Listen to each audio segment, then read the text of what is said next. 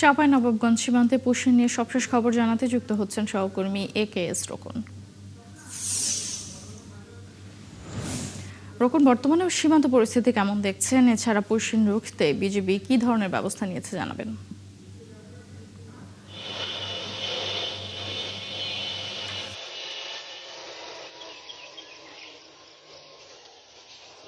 মন্টুসি, আপনি জানেন যে চাঁপাইনবাবগঞ্জ হচ্ছে একটি সীমান্তবর্তী জেলা। এখানে ভারত সংলগ্ন, বিশেষ করে পশ্চিমবঙ্গ সংলগ্ন হওয়ার কারণে এখানে একটা পুশিনের একটা আশঙ্কা আছেই।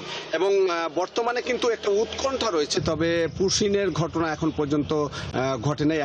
একবার ঘটেছে, যেটা বাঙ্গাবাড়ি সীমান্তে, এবং বর্তমানে সেই সীমান্তও কিন্তু অনেকটা শান্ত। তবে বিজিবির টহল আমরা লক্ষ্য করেছি। কিছুক্ষণ আগে আমরা কথা বলেছি, চাঁপাইনবাবগঞ্জ 3টি ব্যাটালিয়ন মূলত দায়িত্ব পালন করে, একটি নওগাঁ থেকে এবং 2টি চাঁপাইনবাবগঞ্জ থেকে। 3 ব্যাটালিয়নের কাছ থেকে আমরা যেমনটি জেনেছি যে সীমান্তে এখন পর্যন্ত কোনো উত্তেজনাকর ঘটনা ঘটেনি। বাঙ্গাবাড়ির যে পুশিনের চেষ্টা হয়েছিল সেটি রুখে দেওয়ার পর বিজিবির টহল বাড়ানো হয়েছে, রাত্রিকালীন টহল বাড়ানো হয়েছে। পাশাপাশি বিজিবির পক্ষ থেকে সীমান্তগুলোতে টহল দেওয়ার পাশাপাশি সচেতনতা বৃদ্ধির জন্য বিভিন্নভাবে প্রচারণা চালানো হচ্ছে, যেন সীমান্তে কেউ না যায় এবং সীমান্তের আশেপাশে অপরিচিত কাউকে দেখলে যেন বিজিবিকে জানানো হয়।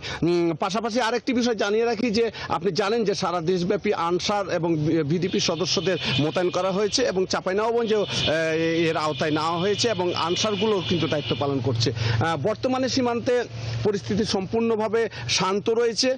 স্থানীয় লোকজনকেও সতর্ক হয়েছে যেন তারা পরিস্থিতি দেখভাল করতে থাকে এবং অপরিচিত কাউকে সীমান্ত এলাকায় দেখলে বিজিবিকে জানায়।